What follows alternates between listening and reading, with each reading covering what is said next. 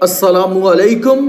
آج کی اس ویڈیو میں بات کریں گے ایک ایسی لڑکی کی کہ جب وہ مری اور اس کی لاش کو دفن کیا جانے لگا تو کیا دیکھا کہ ایک خوفناک سانپ اس کی قبر میں بیٹھا اس لڑکی کا انتظار کر رہا ہے۔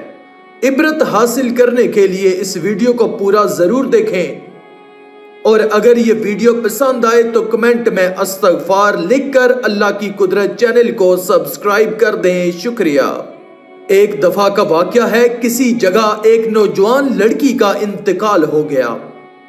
اس کی لاش کو غسل دیا گیا اور کفن پہنانے کے بعد نماز جنازہ پڑھی گئی اور اس کی قبر کی کھدائی کا کام بھی مکمل ہو گیا۔ اس کے بعد میت کو قبرستان میں لایا گیا اور لاش کو جیسے ہی قبر میں رکھنے لگے تو لوگوں نے دیکھا کہ قبر میں ایک خوفناک سانپ نکل آیا ہے۔ دیکھ کر ایسا لگ رہا ہے کہ وہ اس لاش کا انتظار کر رہا ہے۔ یہ دیکھ کر سب لوگ ڈرنے لگے اور گھبرانے لگے۔ اس کے بعد ان لوگوں نے اس قبر کو بند کر دیا اور ایک اور قبر کی کھدائی کی۔ جب قبر کھودی گئی تب قبر کے اندر کچھ نہیں تھا، لیکن جیسے ہی پھر سے میت کو لایا گیا اور قبر میں رکھنے لگے تو دیکھا وہی سانپ دوسری قبر میں بھی موجود ہے جو سانپ پہلی قبر میں موجود تھا۔ اس کے بعد ان لوگوں نے تیسری قبر کی کھدائی کی، مگر اس قبر میں بھی وہی سانپ نظر آیا جو پہلی اور دوسری قبر میں موجود تھا۔ ان لوگوں نے ایسے ہی بہت ساری قبروں کو کھودا، مگر ہر ایک قبر میں وہی سانپ موجود ہوتا۔ اس کے بعد پھر لوگوں نے علماء اکرام سے رابطہ کیا تو مولانا صاحب نے بتایا کہ اس لڑکی نے کوئی دنیا میں بہت بڑا گناہ کیا ہوگا، اس گناہ کی سزا اللہ تعالیٰ اسے دے رہا ہے۔ تم جہاں پر بھی اس لڑکی کی قبر کھودو گے وہاں پر یہ سانپ موجود ہوگا، تم لوگ اسے اسی حالت میں دفن کر دو۔ اللہ اکبر، کتنا خوفناک منظر ہوگا وہ۔ چنانچہ اس لڑکی کی اسی سانپ والی قبر میں تدفین کر دی گئی۔ تدفین کے بعد سب لوگ اپنے اپنے گھر چلے گئے، لیکن کچھ لوگوں کے دل میں یہ بات ستانے لگی، آخر اس لڑکی نے ایسا کون سا گناہ کیا ہوگا جس کی وجہ سے اسے یہ سزا مل رہی ہے۔ کچھ لوگوں کے دلوں میں یہ بات جاننے کی خواہش پیدا ہو گئی تو وہ لوگ اس کے گھر گئے اور اس کے باپ سے پوچھا کہ آپ کی لڑکی نے ایسا کون سا گناہ کیا تھا جس کی سزا اللہ تعالیٰ آپ کی بیٹی کو دے رہے ہیں۔ یہ سن کر اس کا باپ رونے لگا اور روتے ہوئے کہا کہ مجھے یہ بات بتانے میں شرم آ رہی ہے، لیکن سنو اور اپنی بیٹیوں کو سمجھاؤ تاکہ اور کسی کے اوپر یہ سزا نہ ہو۔ میری بیٹی اس دنیا میں بے پردہ رہا کرتی تھی اور اپنے چہرے پر میک اپ لگایا کرتی اور ہونٹوں پر لپسٹک لگا کر بازاروں میں غیر مردوں کے سامنے گھوما کرتی تھی اور لڑکوں کے ساتھ جھوٹی محبت کیا کرتی تھی۔ ہم نے اپنی لڑکی کو بہت سمجھانے کی کوشش کی مگر اس نے ایک بات بھی نہیں سنی۔ پیارے دوستو، اللہ تعالیٰ کو یہ دکھانا مقصود تھا کہ دیکھو اس عورت کا کیا انجام ہوا، اس کو کیسا ہولناک عذاب دیا گیا۔ بے پردہ خواتین اس واقعے سے عبرت حاصل کریں اور گناہوں سے توبہ کریں۔ ہو سکتا ہے شیطان کسی کو وسوسہ ڈالے کہ یہ واقعہ سچا بھی ہے یا نہیں۔ بالفرض یہ غلط بھی ہو تو غیر شرعی فیشن پرستی اور بے پردگی کا جائز ہونا بھی تو کوئی ثابت نہیں کر سکتا۔ حدیث پاک میں ناجائز فیشن کا عذاب ملاحظہ فرمائیے۔ سرکار مدینہ صلی اللہ علیہ وآلہ وسلم کا فرمان عبرت نشان ہے، میں نے کچھ لوگ ایسے دیکھے جن کی کھالیں آگ کی کینچیوں سے کاٹی جا رہی تھی۔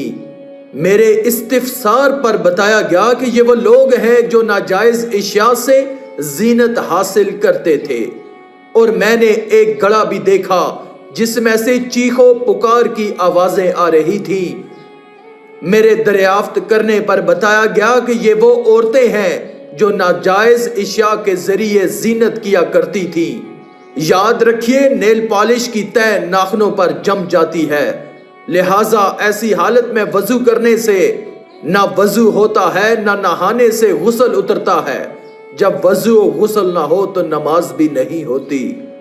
کیا اس بدنصیب فیشن پرست لڑکی کی داستانے غم نشان سن کر ہماری وہ اسلامی بہنیں درس عبرت حاصل نہیں کریں گی جو شیطان کے اکسانے پر اس طرح کے ہیلے بہانے کرتی رہتی ہیں کہ میری تو مجبوری ہے، ہمارے گھر میں کوئی پردہ نہیں کرتا، خاندان کے رواج کو بھی دیکھنا پڑتا ہے، ہمارا سارا خاندان پڑھا لکھا ہے، سادہ اور باپردہ لڑکی کے لیے ہمارے ہاں کوئی رشتہ بھی نہیں بھیجتا۔ کیا خاندانی رسم و رواج اور نفس کی مجبوریاں آپ کو عذاب قبر و جہنم سے نجات دلائیں گی؟ کیا آپ برگاہ خداوندی میں اس طرح کی کھوکھلی مجبوریاں بیان کر کے چھٹکارا حاصل کرنے میں کامیاب ہو جائیں گی؟ اگر نہیں اور واقعی نہیں تو پھر آپ کو ہر حال میں بے پردگی سے توبہ کرنی پڑے گی۔ ہرگز شیطان کے اس بہکاوے میں مت آئیے، جیسا کہ بعض نادان لوگ اس طرح کہتے سنائی دیتے ہیں کہ دنیا ترقی کر گئی ہے۔ معاذ اللہ، چادر اور چار دیواری تو انتہا پسند مسلمانوں کا نعرہ ہے۔ اب تو مردوں اور عورتوں کو شانے سے شانہ ملا کر کام کرنے چاہیے وغیرہ۔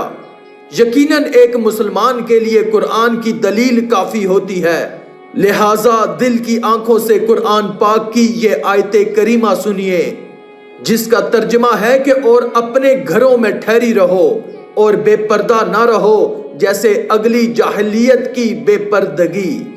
بازاروں اور شاپنگ سینٹروں میں بے پردگی کے ساتھ آنے جانے والیوں، خود کو مخلوط تفریح گاہوں کی زینت بنانے والوں، مخلوط تعلیمی اداروں میں تعلیم پانے والیوں، سکولوں اور کالجوں میں نامحرم استادوں سے پڑھنے اور نامحرموں کو پڑھانے والیوں، دفتروں، کارخانوں، شفا خانوں اور مختلف اداروں میں مردوں کے ساتھ بے پردہ یا خلوت یعنی تنہائی میں یا اندیشہ فتنہ ہونے کے باوجود مل جل کر کام کرنے والیوں کو دعوت فکر دے رہے ہیں۔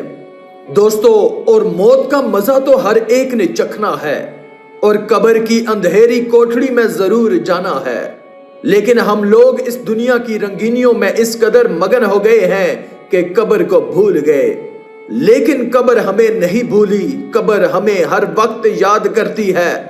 دنیا میں اگر ہمیں مچھر بھی کاٹ لے تو ہم سے برداشت نہیں ہوتا، تو اگر ہماری قبروں میں سانپ اور بچھوؤں نے ڈیرے ڈال لیے تو ہم کیسے برداشت کریں گے؟ یہ لمحہ فکریہ ہے، سوچئے اور اللہ کے حضور حاضر ہو کر اپنے گناہوں سے توبہ کرو۔ بے شک میرا اللہ بڑا مہربان اور نہایت رحم والا ہے، وہ ہمیں ضرور معاف فرمائے گا۔ آج کی اس ویڈیو میں تھا بس اتنا ہی۔ مزید اسلامی ویڈیوز حاصل کرنے کے لیے اللہ کی قدرت چینل کو سبسکرائب کر دیں اور ساتھ میں موجود بیل کے آئیکن کو دبا کر آل پر کلک کر دیں۔ شکریہ۔